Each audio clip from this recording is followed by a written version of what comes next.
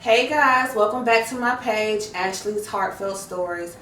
Just want to remind you guys from the beginning to like, subscribe, or invite anybody to the page that's having difficulty with miscarriage, infertility, or just need some type of encouragement from dealing with miscarriages. So, I told you guys before I had 3 miscarriages and I'm currently pregnant. And I have been getting a lot of questions about the transvaginal cerclage, TVC. And like I told you guys before, I really can't vouch for it or say how successful it can be because it did not work for me. I had it placed at 15 weeks as an emergency cerclage, and then I only made it to 18 weeks. But as promised, I have Darnisha here.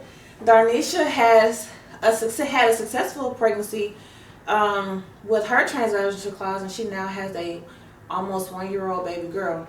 So we're going to go through her experiences and just get a little information from her and her experience. It may help somebody.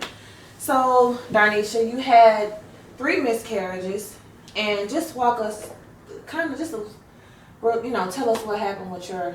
Okay. So my first miscarriage, I was only 15 weeks. And my second one was a year after that, and I went to like 15 to 16 weeks. Okay. And then eventually I made it to, my 3rd pregnancy, and then I lost that baby at 18 weeks. 18 weeks. Okay. And now we're at my 4th one, where I got a cerclage placed at 12 weeks. Okay. So a cerclage placed at 12 weeks. Did they place the cerclage at 12 weeks because they told you that you had incompetent cervix, or like? Yes. Okay. When I went to my checkup at 8 or 9 weeks, they seen it. Okay. So before then, you didn't know you had incompetent cervix. Mm-hmm. Okay. And that's like I was telling one of my followers, sometimes they wait till it seems like forever to diagnose you with incompetent cervix. But if you're having a miscarriage in your 2nd trimester, it's probably guaranteed that your cervix is incompetent. So you had your cerclage placed at 12 weeks. Just tell us, like, how was it, like, your experience, like, what happened? So I had to have an epidural, which I didn't like. And then the procedure took like 15, maybe 20 minutes to do.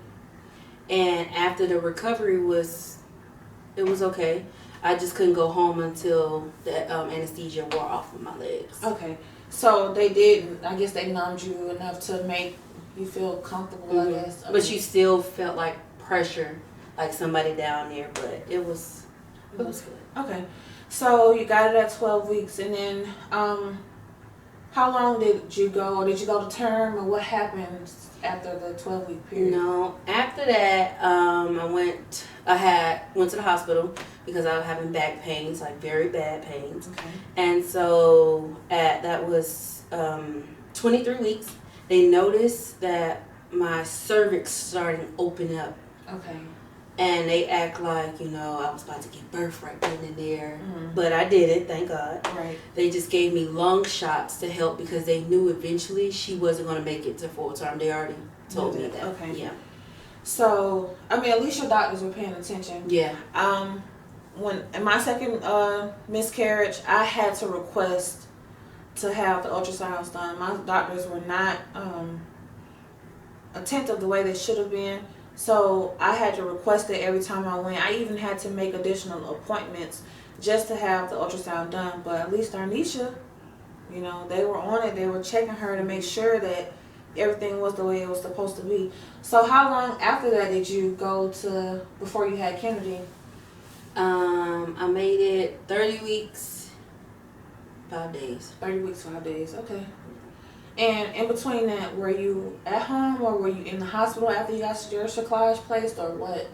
I had to go on bed rest. Okay. Strict bed rest. It was a little fine with me going to the grocery store, Okay. but eventually it got where I couldn't do nothing. Okay. No. So you never were confined to hospital bed rest, just bed rest at home? Bed rest at home. Okay. With the bed rest at home, I guess my question is, like, when you had to go to the doctor, did they, I guess, you walked up, or did they wheel you up, or? I walked. You walked, Yeah. okay. And then, so, you made it to 30 weeks. Was the baby healthy? She was. She was healthy, Yeah. baby? Okay. She was healthy. A lot of people asked about the success rate.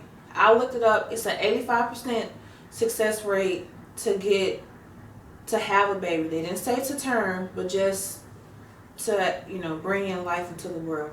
Darnisha made it 30 weeks. 30 weeks is pretty good because when I had my last miscarriage, my doctor was trying to get me to 30 weeks because then the defects, or I don't know if that's even the right word to say, they go down. You have more of a chance to have a healthy baby. Yeah. So now you have a healthy 1-year-old. Yeah. Okay, so you were in the hospital, you had her at 30 weeks. Like, when you were going into labor, or explain that a little bit for us, like what that process was. Did you have vaginal birth, or what happened? No, see, what happened was my water broke. Okay. And I was in the hospital for like almost 2 weeks before I delivered her. Okay. After your water broke? After my water broke. Okay. They didn't want to go get her in. They said, I'm not in active labor. Let her stay in. She's fine. Okay. And then after almost 2 weeks, she boo-booed inside of me. Really? So they had to have an emergency C-section to get her out. Okay. So, that's interesting. Yeah. I never heard of anybody say. So was her fluids low, or was that? It was low, but she can live in it. Okay. But once she started pooping inside and it was coming out, they had to get her out so she won't swallow. Wow. Okay. Yeah. My next question. So you had the emergency C-section, and so did she go home immediately, or what was that process like? She stayed in for a whole month, and that process I didn't like it because once you have a baby that early and you expect for your baby to come home with you, it's like heartbreaking because I used to go home alone without a baby. Right. And so she was there for a month. How long did you stay in the hospital? 3 days after I had her. 3 days. Okay, so you weren't there that long. Mm-mm. So when she was in the hospital and she was in NICU, did they have to give her any special type treatments or anything like that? Or No, not really. But she was having I can't even think of the name. She had to get a certain kind of medicine because she was stopped breathing. Okay. Because her brain wasn't telling her, breathe, breathe. Mm-hmm. So she'll hold her breath, and she don't even know she's holding her breath. Wow. So they had to give her medicine to help her brain to process, breathe. Okay. Breathe. Yeah. So after she came home, was she like up to par? Was she, where they needed her to be, or? She was up to par. She had to come home with a apnea machine. Okay. Because before your baby goes home, it had to suck, swallow, and breathe. Okay. And she was stop breathing and hold her breath while we're in the process of giving her a bottle. Okay. Oh, wow. So she did it frequently. Wow. And so they sent her home with a machine. Mm-hmm. So if her heart rate drops, it alarms. And if she stopped breathing, it alarms. Okay. Wow. Yeah. That's a lot. It was. It's a lot. It was. But, I mean, at the end of the day, I guess we all would do anything to make sure our babies are healthy here and happy. Darnisha, like she said before, 12 weeks and she made it to 30. So for people out there wondering, transabdominal, transvaginal, well, would you do it again? Would you have another transvaginal cerclage placed, or like with all you've been through, would you do it again? I tell people no, and they always give me encouragement like, yeah, you should try. She was success. She's healthy. She's 1 year old, and I was like, I don't know. It was a lot to get to her. Right. I would do it all over again to get to her, but I just don't know. You don't know. Yeah. And how, when they removed your cerclage, like, what was the process like? The process was torture. Mm. It really was. And I Googled, and my mom said, stop Googling stuff. You're going to get yourself worked up for no reason. So I used to Google, how does remove the cerclage? Does it hurt? And this, that, and the third. So she said, just stop. And I stopped, but once it was my turn to get removed, it was horrible. She double knot it too tight. So, wow. Yeah. And I guess she double knotted it to maybe hold it. Yeah, because she said it was very, very weak. Okay. So yeah. Mm. I guess that helped. That helped me a lot. Yeah. You know? Yeah. They don't numb you to remove it. They just no. Okay. I wish they would have. Right. But no, they didn't. You know. I asked that for some people because when I had my cerclage removed, I was in labor, so I really didn't feel anything because I was like having labor pains. That was all I felt was just pain from that. So I really didn't feel terrible or feel the cerclage being removed out of me. And as soon as my cerclage was removed, like I immediately had the baby. Like it was. Oh wow. Yeah, it was like they removed it. She's like, okay, it may take 5 minutes for him to come out, but no, immediately everything just poured on out. Wow. So my experience was different than hers. So it may work for somebody that's inquiring about the transvaginal. She made it to 30 weeks. And it was successful enough for her to have a healthy baby now. Anything else that you might want to add about, your experience with your vaginal cerclage and your pregnancies?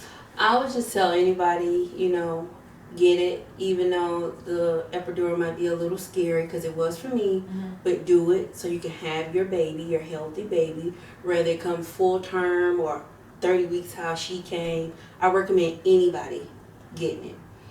And always, stay strong, say a prayer. I always ask God, if I can have just one baby, I'd be grateful. Right.